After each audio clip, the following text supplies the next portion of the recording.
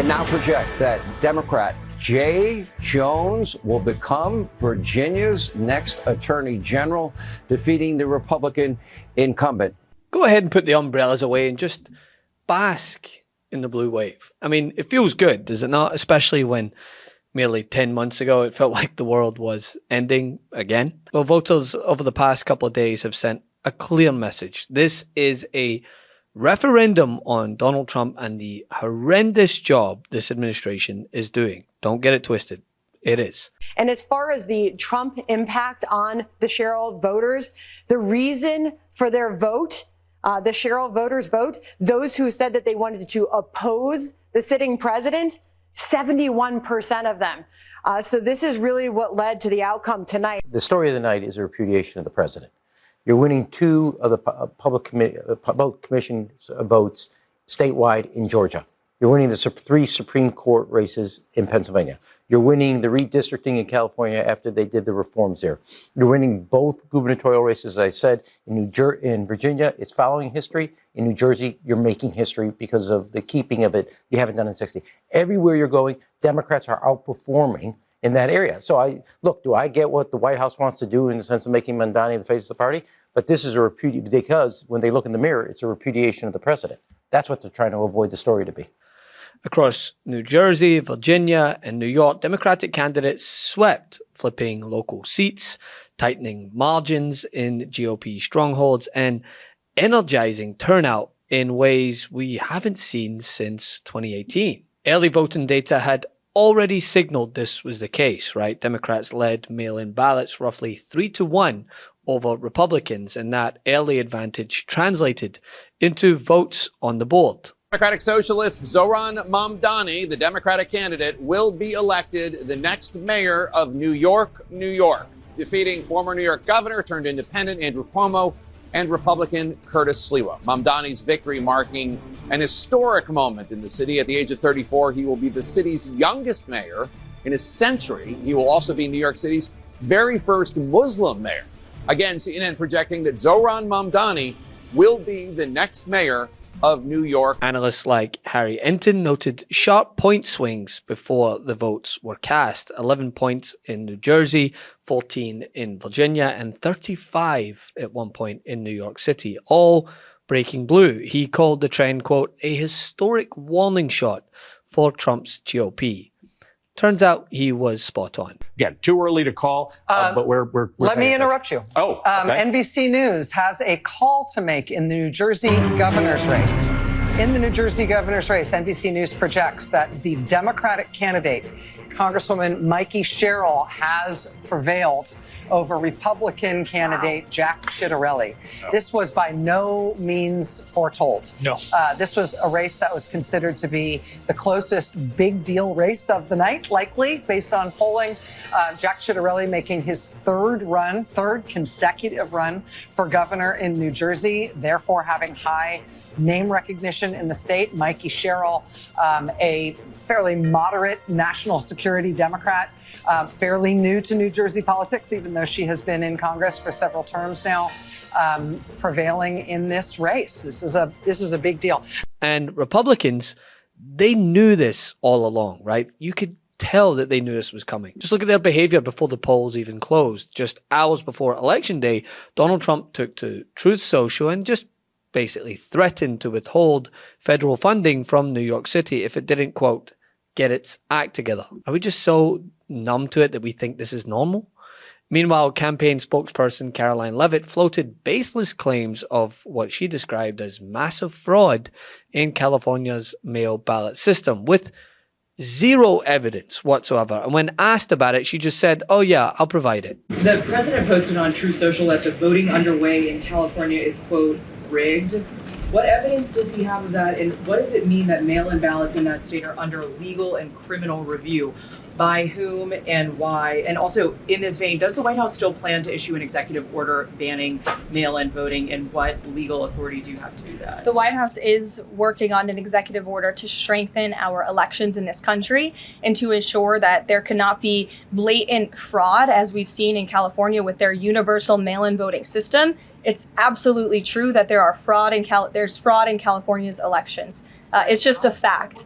It is just a fact. They have a universal mail-in voting system, which we know is ripe for fraud. And if you want to deny that, I'm happy to provide you all of the evidence for it. I'd be glad to send that to you after this briefing. Rigged. Fraudulent ballots that are being mailed in the names of other people, in the names of illegal aliens who shouldn't be voting in American elections. There's countless examples, and we'd be happy to provide them. As for executive action the White House is taking, yes, we are looking into that. And like any executive order, of course, any executive order the president signs is within his full executive authority and within the confines of the law. Both messages spoke volumes. They were panicking that the party was already trying to explain away a loss that hadn't yet been counted. Because they know deep down that the American people have lost whatever faith they somehow managed to conjure up for the president again. I mean, it's best described by this once Trump voter and his reasons for pivoting away. You voted for the Democrat, for Mikey Sherrill. Yes. Why did you vote for Mikey Sherrill? I voted for Trump before, but now I look at Trump is different. The economy I not look good. That's a vote for Democrat. You said the economy. Also, when we spoke earlier, you mentioned immigration. What is it about his immigration action? Well,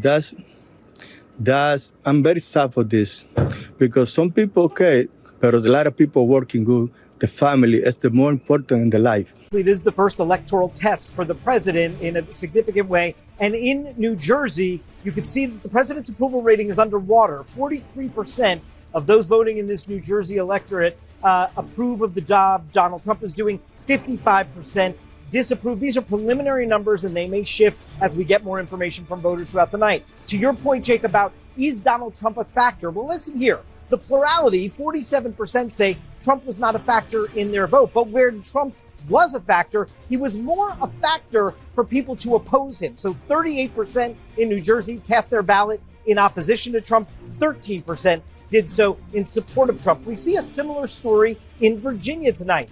You see the president's approval rating in Virginia is even a tick lower than it is in New Jersey. 41% job approval for President Trump in Virginia, 56% disapproval. And the same kind of story we see here in terms of whether Trump was a factor for people voting in Virginia today. The plurality, 47%, roughly half say no, he wasn't a factor. But when he was a factor, it is a factor to oppose him. That's what, when he was a factor, people who wanted to cast a ballot did so to oppose Trump, 37% anyway. 15% said they were casting their ballot in Virginia to support Trump, Jake.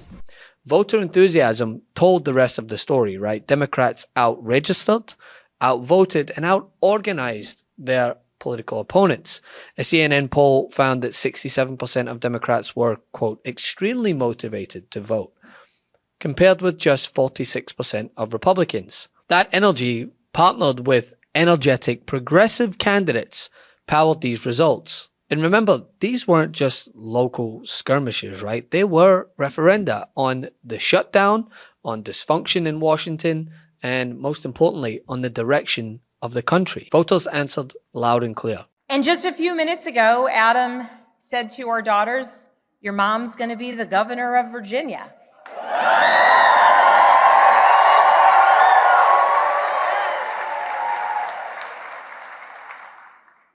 And I can guarantee those words have never been spoken in Virginia ever before.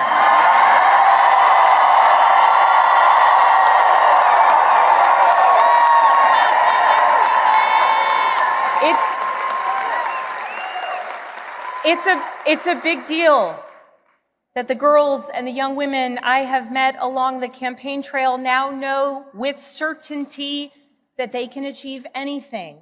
It's a big deal to the women older than I am who forged the path in dreams, hard work, and in a belief that change and progress would be possible so that so many of us could follow in their footsteps in any career, in any role, in any challenge.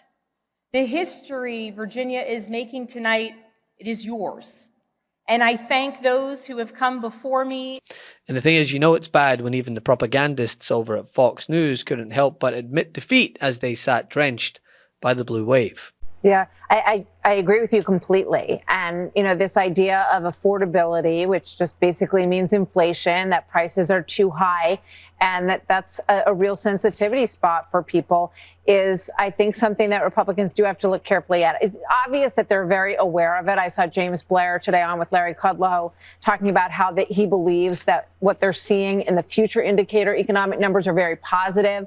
Scott Bessent has implied the same thing. So obviously, before you get to the midterms, Republicans are going to want to work on making sure that that is tangible, that, that people feel that increase. And I think, if the economy is stupid, it ends up being the simple story of a lot of elections. And I think that's clearly one of the lines here. And overall, this is an indication of what is to come in 2026. As long as Democrats rally around the will of the voters, getting behind the candidates that the people chose, not the super PACs. Want to stay plugged in?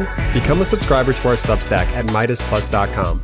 You'll get daily recaps from Ron Filipkowski, ad-free episodes of our podcast, and more exclusive content only available at MeidasPlus.com.